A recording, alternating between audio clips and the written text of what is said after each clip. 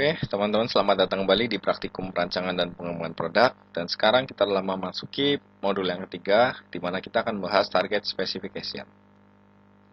Outcome atau tujuan dari praktikum ini adalah yang pertama, praktikan mampu memahami langkah-langkah untuk menentukan target specification. Yang kedua, praktikan mampu menggunakan tool berupa House of Quality dalam menentukan target specification. Sebelumnya, marilah kita menilik definisi dari product specification itu sendiri.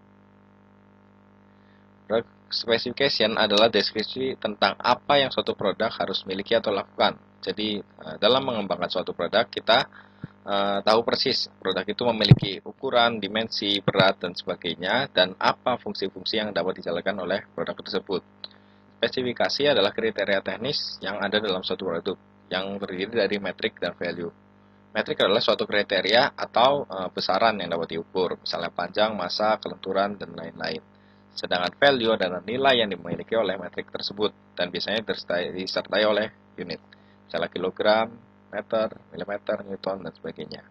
Sebagai catatan, product specification do not tell how to address customer needs, but what the team will attempt to achieve to satisfy the customer needs. Artinya bahwa spesifikasi produk itu tidak merupakan suatu solusi yang eksak untuk memenuhi kebutuhan konsumen, tapi product specification merupakan pendekatan yang dapat dilakukan untuk memenuhi kebutuhan dari customer itu sendiri. Selanjutnya, kapan product specification ditentukan? Spesifikasi dalam proses perancangan dan pengembangan produk minimal dibagi menjadi dua, yaitu target specification dan final specification. Target specification adalah spesifikasi yang ditentukan setelah customer needs teridentifikasi dan sebelum kita mengetahui apa sih constraint atau batasan-batasan yang dimiliki dalam memproduksi produk tersebut.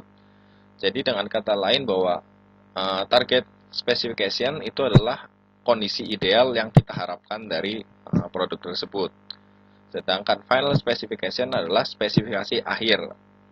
Dari namanya sendiri adalah final. Jadi itulah spesifikasi yang siap produksi dan siap untuk dipasarkan.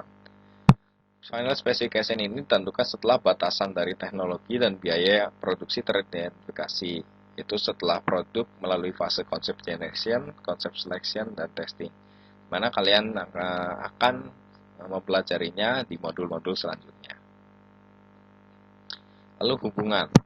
Apa sih hubungan antara market research, yang modul 1 telah kita pelajari bersama, identification of user needs dari modul 2 yang juga telah kita pelajari bersama, dan target specification yang akan kita pelajari saat ini. Pertama, dari market research kita tahu bahwa kita menemukan pasar memiliki problem dan opportunity. Lalu kita melakukan identifikasi terhadap user needs and wants, maka didapatkan need statement. Need statement tersebut akan diolah dalam menggunakan suatu tools sehingga terbentuk suatu target specification. Nah, tool yang digunakan dalam menentukan target specification disebut dengan HOQ atau House of Quality. Jadi HOQ ini sendiri suatu diagram, suatu framework yang menyerupai rumah. Oleh karena itu dinamakan sebagai house. Di mana fungsi utamanya adalah untuk menerjemahkan need statement menjadi spesifikasi produk dengan serangkaian langkah-langkah di dalamnya. Jadi untuk praktikum kali ini, scope dari praktikum kita adalah kita akan menggunakan target specification, belum final specification, dengan menggunakan tool HOQ. Oke, sebelumnya kita akan terlebih dahulu mengenali bagian-bagian dari HOQ. Yang pertama adalah need statement, di mana pada bagian sebelah kiri dari HOQ kita dapat menuliskan kebutuhan atau keinginan dari customer yang didapatkan pada proses identifying customer needs and wants, di mana kita telah melakukannya pada modul 2. Yang kedua adalah customer importance. Artinya adalah tingkat kepentingan dari need statement tersebut. Jadi customer importance ini dapat di-assess dengan cara melakukan riset langsung kepada customer atau dengan penilaian subjektif dari tim. Selanjutnya adalah relative weight and weight chart. Ini hanyalah presentasi dari nilai customer importance, di mana kita dapat mengenai berapa sih presentasi kepentingannya dan visualisasinya dalam bentuk chart. Selanjutnya adalah pada bagian tengah agak ke atas ada yang namanya metrik. Metrik ini adalah kriteria teknis yang merepresentasikan customer needs yang ada. Jadi misalnya ada need statement sebelumnya di sini, yaitu customer menginginkan suatu sepeda yang cepat. Nah, cepat itu didefinisikan sebagai apa sih? Nah, cepat itu dapat didefinisikan sebagai berapa sih top speed yang dapat diraih oleh sepeda tersebut, berapa sih akselerasi atau percepatan yang mampu untuk dicapai oleh sepeda tersebut dalam suatu selang waktu tertentu, dan sebagainya. Metrik yang baik dibuat sebagaimana mungkin untuk merepresentasikan need statement dengan sebaik mungkin. Lalu selanjutnya adalah di bagian atas ada direction of improvement, yaitu arah perbaikan dari metrik. Jadi ada yang ditingkatkan, ada yang dikurangi sesuai dengan kebutuhan yang kita dapat di need statement. Misalnya kita menginginkan sepeda yang cepat, maka top speed diusahakan untuk kita tingkatkan, sedangkan beratnya diusahakan untuk diturunkan. Hal ini tergantung pada nilai atau goal yang kita tentukan dalam merancang produk tersebut.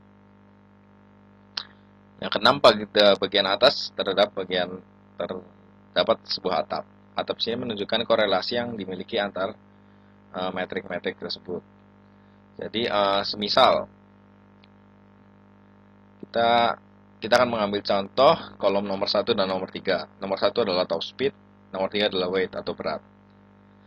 Secara logika dapat diketahui bahwa kolom nomor 1, metrik nomor 1 dan metrik nomor 3 berkorelasi secara negatif, karena pada umumnya ketika kita menginginkan suatu benda untuk melaju dengan lebih cepat, maka bobot dari benda tersebut seharusnya dikurangi gitu.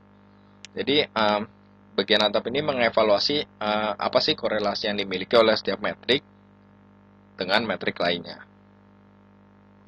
Dan ini nomor 7 adalah relationship. Relationship ini terletak di bagian tengah dari Hauki, di mana menunjukkan derajat hubungan yang dimiliki oleh need statement dengan metrik. Jadi apakah suatu need statement itu direpresentasikan dengan baik dalam metrik, itu dihubungkan dengan sel-sel relationship ini. Misalnya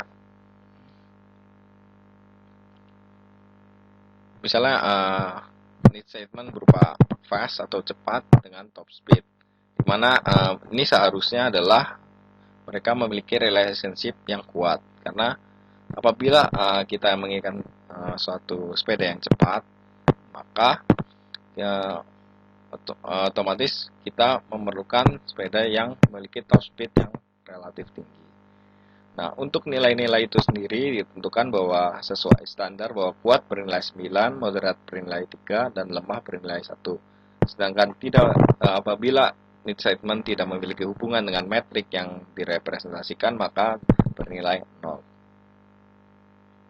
Selanjutnya adalah Customer Competitive Assessment, yaitu penilaian terhadap need statement yang dilakukan pada produk serupa yang dijual oleh perusahaan lain. Jadi, misalnya kita membuat suatu produk, dan produk tersebut telah diproduksi atau produk yang hampir serupa diproduksi oleh perusahaan lain, maka kita menggunakan bagian kanan dari AUP ini, yaitu competitive assessment. Artinya apakah di mana posisi produk kita terhadap produk dari perusahaan lain? Apakah produk kita jauh lebih baik dalam hal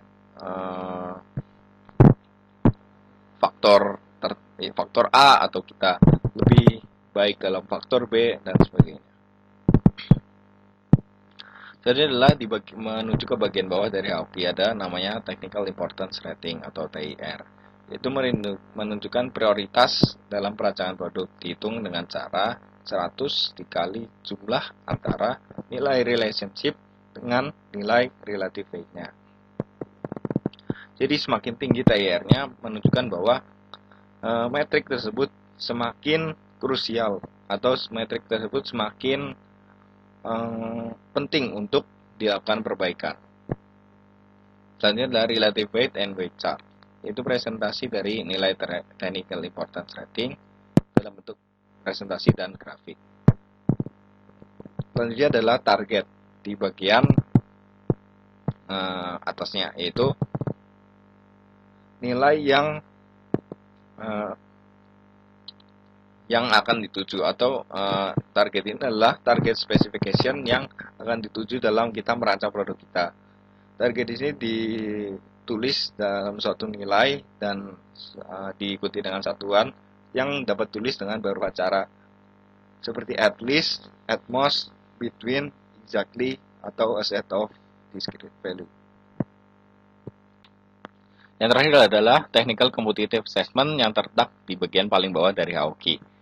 Tujuannya hampir sama dengan Customer Competitive Assessment, yaitu untuk melakukan benchmarking dari spesifikasi yang produk kita miliki dengan produk-produk kompetitor. Tujuannya adalah untuk mengetahui kapabilitas dan performa produk kita di pasar dan mempertegas posisi market produk kita terhadap kompetitor. Oke, selanjutnya pada bagian kedua dari video ini akan dijelaskan mengenai panduan pengisian HOQ, di mana contoh produk yang akan dibuat adalah botol minum. Terima kasih.